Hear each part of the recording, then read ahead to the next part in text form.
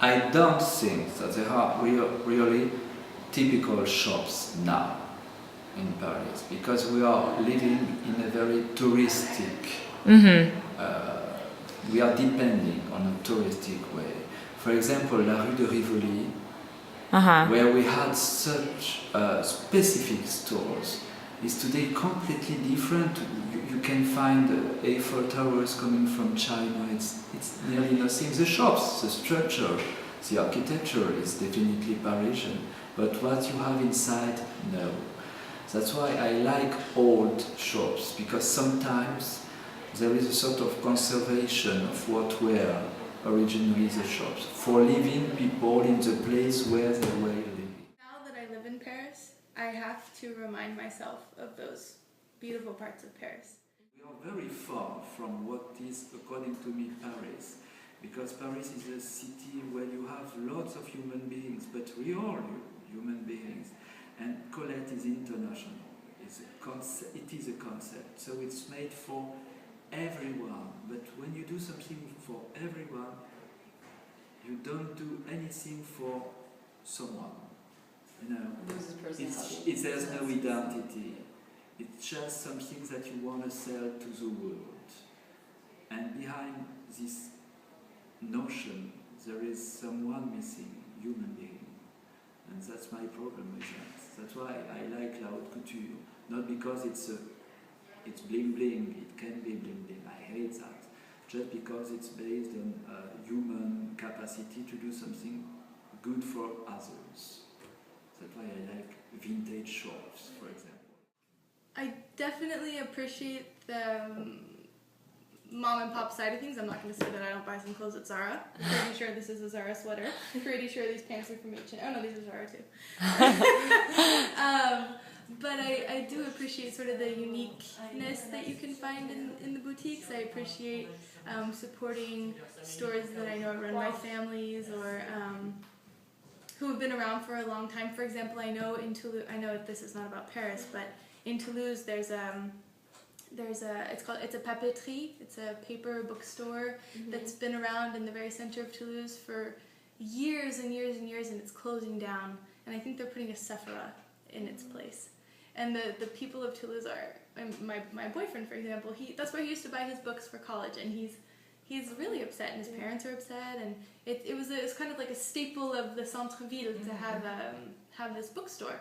And I'm sure that with time that will happen more and more, because the smaller boutiques and vintage stores won't be able to make it with stores like H&M and Zara and the biggies, I guess. Yeah, you could say. They replaced Ediard by a Starbucks here. I was so pissed when they did it. Well, they replaced. Did you hear what Elizabeth just said? They replaced an Ediard with the Starbucks. That was a few years ago at Place Monge in the 5th. I was pissed because it's your history going away. Yeah. Right. So they could replace the Louvre by Starbucks. Why not? You know. Well, they have like Starbucks and McDonald's in the Louvre. Right. They do. Yeah. At least the building is still here. Yeah. But I mean that it's part of your history, which is gone suddenly. Right. And you cannot do anything about it except remember what was there. But your children won't be able to remember. So. Chanel said, fashion, la mode c'est ce qui se démode. Because I have nephews I love a lot, who are my future. And because I love students, and I'm sure I trust in intelligence of some people, not of the world, I'm persuaded that some people, those people will conserve what is essential for the world. If we don't conserve it, our world will be lost. In a certain way, we are lost.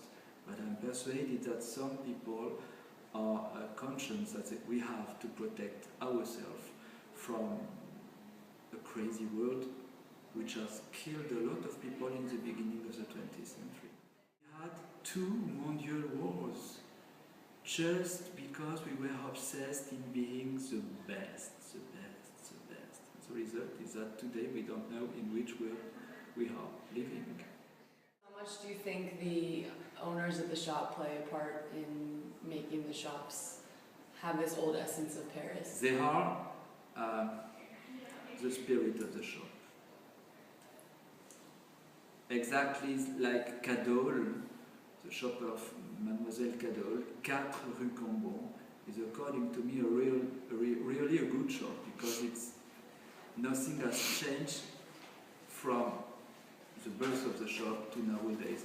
I like changes, but when there is a certain respect from the soul of the place, The thing is that probably Edia, when it was built at the time, replaced something else. Right. Yeah. But it was something French. Right. Right. It's something cultural. It remained in the culture. Right. Now, it's not. It has been replaced. So some part of its nature is gone, and it's not culturally French. See? Yes. Yeah. Yeah. This is what is sad. This is a very nationalist view of things. Right. But I think that more and more and more, it's more and more important, because these kind of things happen more and more frequently. So at some point, you don't have the sense of the nation, you have the sense of the world you're surrounded by. Why not? But it means that the individual doesn't exist anymore. It's mental. For example, there is a monsieur, a very old monsieur, not far from CA, who has une brocante. You know what I mean? And I'm sure that when he will be dead, the shop will be closed.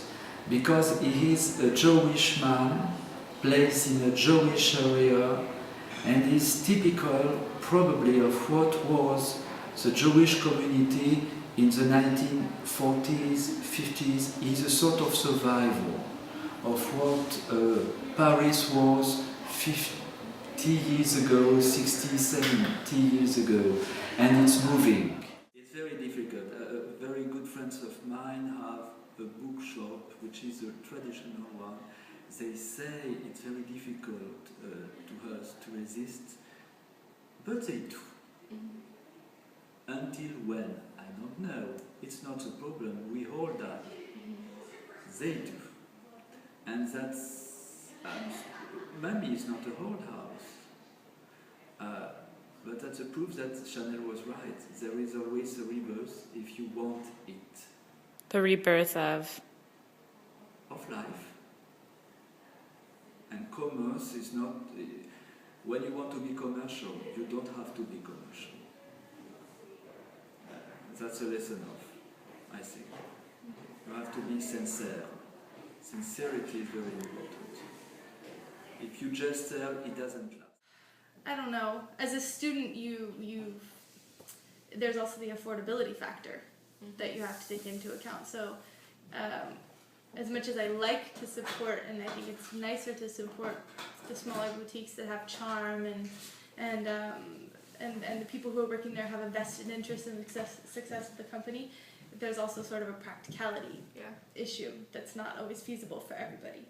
You know, things are generally more expensive in the smaller boutiques that are around town.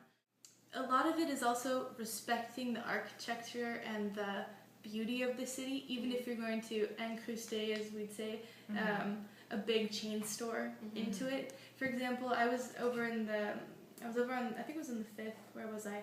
I was walking around and there was a Monoprix, but it was a Picard.